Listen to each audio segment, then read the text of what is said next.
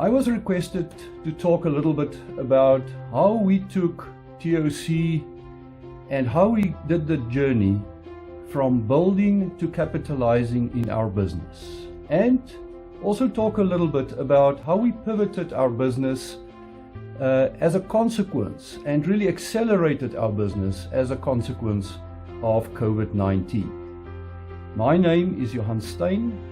I am the Managing Director of Aerosud Aviation in South Africa, and I would love to share with you our journey.